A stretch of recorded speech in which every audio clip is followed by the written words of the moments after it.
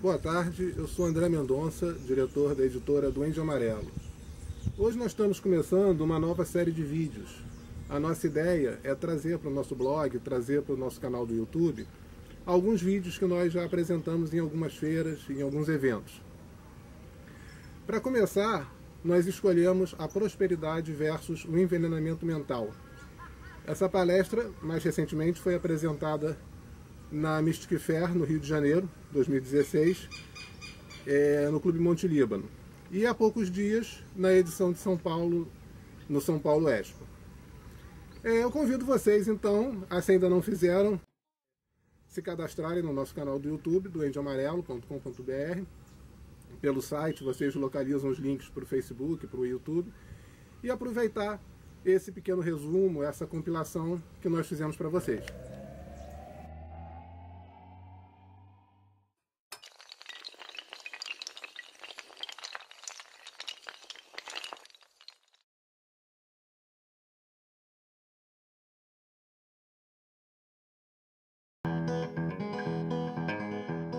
Basicamente, prosperidade é a capacidade de gerar riqueza.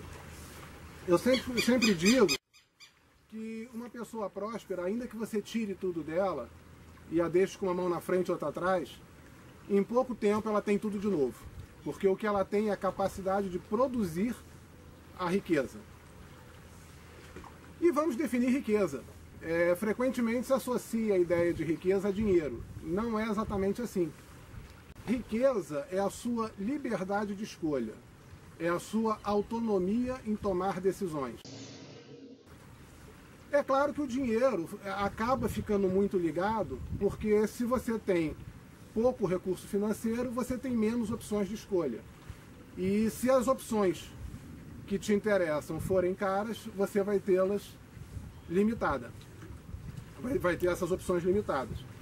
Então, a riqueza fica muito próxima da posse financeira.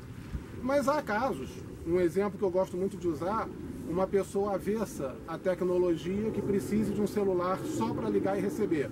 Ela não sabe usar um micro-ondas direito, ela não gosta de aparelhos tecnológicos, mas ela precisa, por razões comerciais, atender as ligações na rua.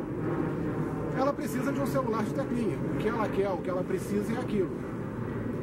Só que, por razões sociais, pressão de amigos, de vizinhos, não, uma pessoa na sua posição não pode ter um celular desse, é uma vergonha. E ela acaba comprando um smartphone de última geração. Ela gastou mais dinheiro, o dinheiro que ela tinha, mas a escolha não foi dela. A liberdade, a autonomia de decisão não foi dela.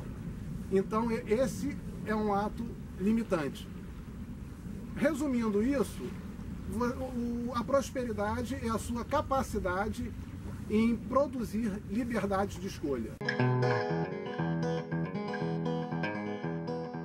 Envenenamento mental é quando você aciona um processo mental contra os teus objetivos, contra aquilo que você deseja. Como que funciona? O que é um processo mental?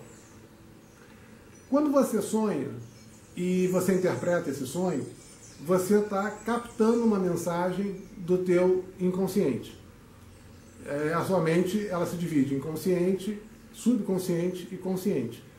Quando o inconsciente precisa mandar uma mensagem, precisa passar alguma coisa, uma informação para a tua mente consciente, ele não usa um idioma padrão. Ele não usa português, não usa inglês, não usa alemão.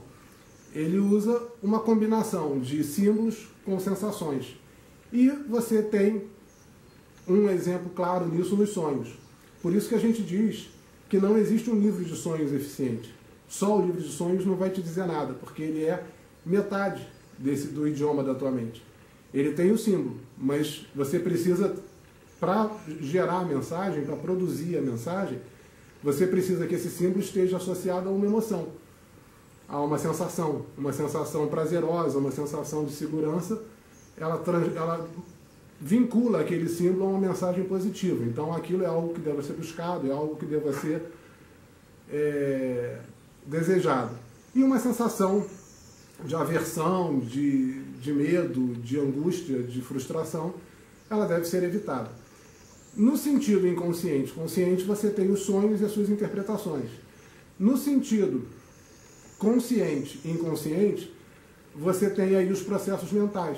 Isso envolve a fundamentação de várias tradições de magia, que através de dramatizações, através de processos ritualísticos, que nada mais são do que dramatizações, procuram vincular um foco central, um símbolo central, um objeto, a uma sensação de prazer, a uma sensação de satisfação, quando a intenção é de invocação, quando a intenção é de atrair aquele foco, ou uma sensação de aversão, de medo, de uma sensação negativa, quando a ideia é de banimento, é de repulsão daquele princípio.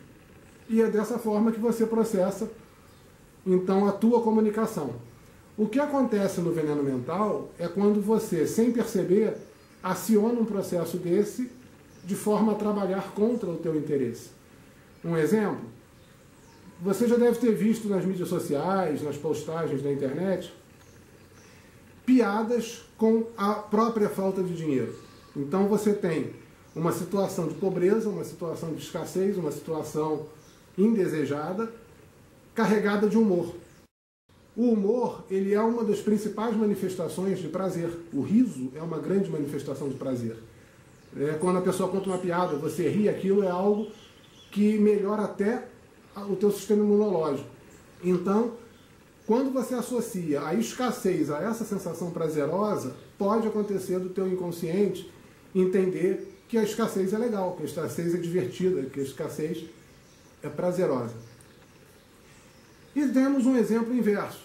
A coisa pode funcionar ao contrário. Você deseja muito comprar um carro, você deseja muito comprar aquele carro específico, um modelo de luxo, 0 km, e quando chega o dia que você finalmente vai na loja com todo o teu planejamento financeiro para comprar, você dá o sinal, só que o banco trava o financiamento e você não consegue. E você começa a reclamar, você começa a protestar, a ter sensações de raiva, de frustração, de cólera, com o carro na cabeça, com a imagem do carro na cabeça. Você pensa no carro e está agindo, e está sentindo raiva. O teu subconsciente ele pode captar simplesmente a mensagem que você enviou. Esse carro gera isso e é algo a ser repelido. Tá? É simples assim. Não, a comunicação ela funciona de uma forma muito simples. E isso movimenta o sistema, movimenta todo um processo contra aquilo que você tem em mente. Esse é um dos venenos mentais. Esse é o veneno mental enquanto um processo que você desenvolve. Nós ainda vamos falar de alguns outros que também são bastante nocivos, mas cabe aqui essa explicação sobre esse.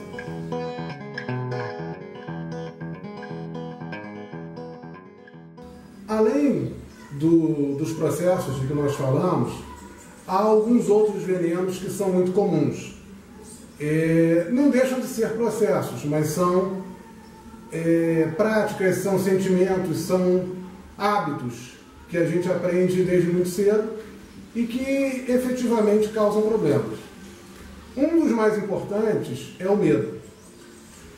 Gente, quando a gente fala de prosperidade, nós estamos falando da capacidade de gerar algo, gerar alternativas, gerar uma maior quantidade de escolhas, gerar riqueza. Isso necessariamente envolve movimento. A prosperidade é algo dinâmico, a prosperidade é algo que precisa estar em funcionamento. E não tem nada mais paralisante do que o medo. Eu uso, em alguns dos meus escritos, o pseudônimo de Lord Thanatos. E Thanatos é a morte, a personificação da morte na mitologia grega. E mesmo as pessoas que nunca ouviram falar do mito de Thanatos, certamente já ouviram algumas palavras que derivam dela. Uma delas é a tanatofobia, é o medo patológico da morte. Curiosamente, uma pessoa que sofre de tanatofobia, que sente um medo exagerado da morte, a primeira coisa que acontece com ela deixa de viver. Parece estranho, ela deixa de viver por medo de morrer. de certa forma ela morre um pouco.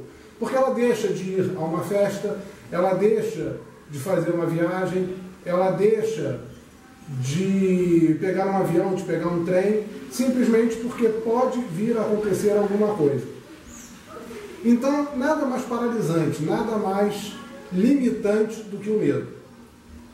Vamos ver a seguir mais 3, em sequência, mais 3 venenos muito familiares e que com certeza estão muito perto de nós.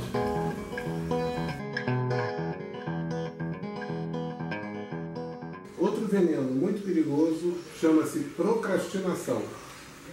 É deixar para amanhã aquilo que você pode fazer hoje.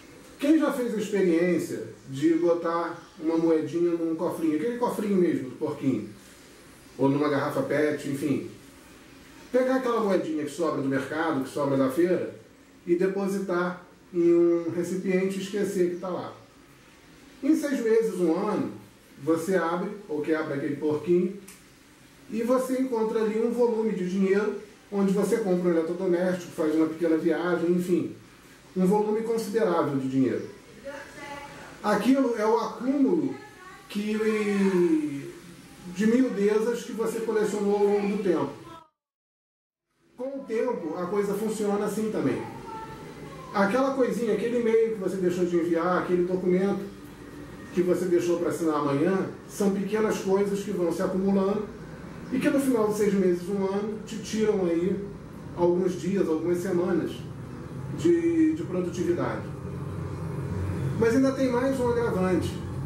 Quando você começa a deixar para lá coisas que são relativamente mais importantes, como atender um cliente, finalizar um projeto, você não consegue repousar satisfatoriamente no final do dia.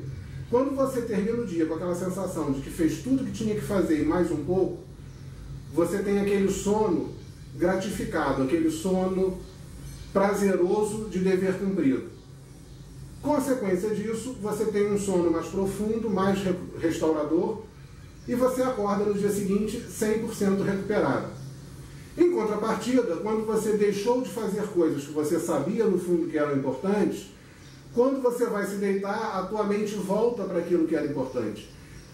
Em vez de descansar, em vez de se aprofundar no sono, ela fica, poxa, eu devia ter mandado aquele e-mail, eu devia ter assinado aquele documento.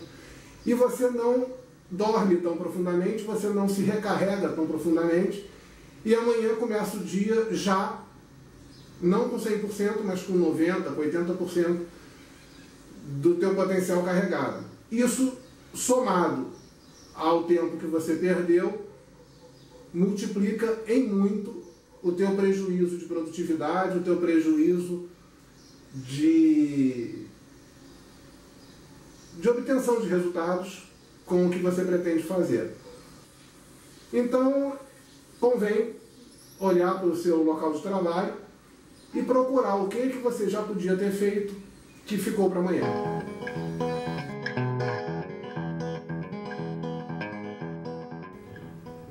Um outro veneno também muito comum é a vitimização. É o popularmente se fazer de coitado.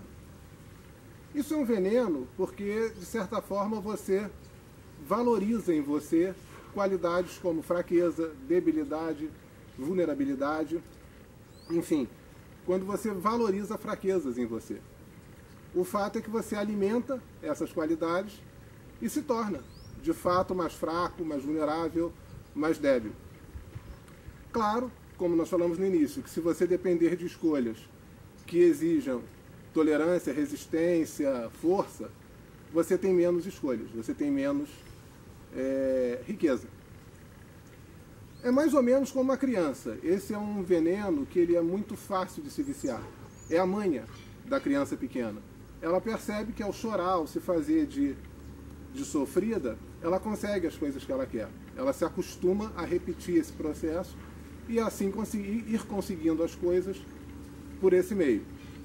Muitas escolhas ela vai poder fazer, muitas escolhas ela vai atingir. Mas lembrando que sempre ela vai depender da sensibilidade, da caridade, da amabilidade de outras pessoas, o que nem sempre vai estar disponível. Quando ela se acostuma a obter as coisas por mérito próprio, pela própria ação, pelo próprio trabalho, pelo próprio esforço, chamando as responsabilidades para si, ela começa a valorizar a capacidade, a força dela, e aí ela tanto consegue por esse meio, como ela, se precisar, vai conseguir quando o seu objetivo assim exigir. Então, convém a gente sempre pensar até que ponto nós utilizamos ou já utilizamos esse tipo de método e fazer o possível para corrigir.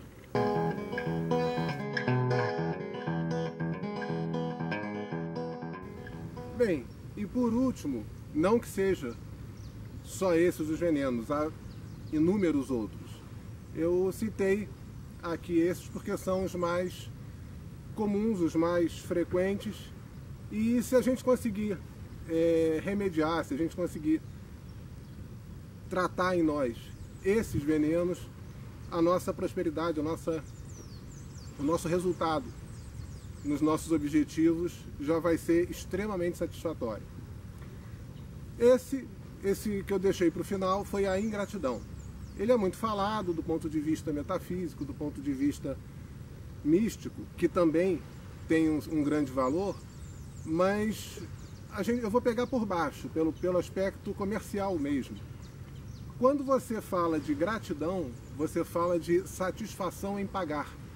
Isso pode soar estranho, mas se eu pegasse um diamante grande, um diamante raro, e oferecesse ao primeiro que fechasse negócio comigo esse diamante por R$100, o desespero para pagar seria grande. Por quê?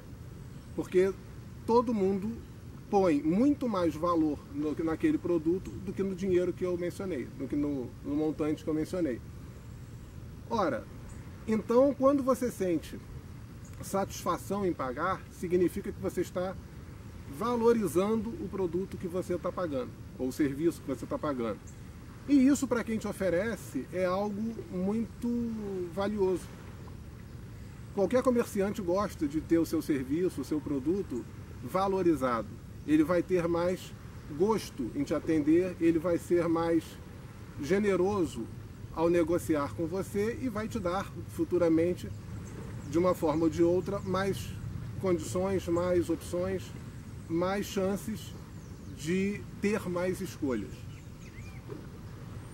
Isso vale para tudo. Isso vale para quando a pessoa te presta um favor, para quando a pessoa te faz alguma coisa. Você, pelo simples fato de não dizer um obrigado, você pode estar deixando que a pessoa entenda que você não deu valor àquilo que ela fez, achou que aquilo foi um estorvo, foi um problema, ou pelo menos foi algo absolutamente inútil.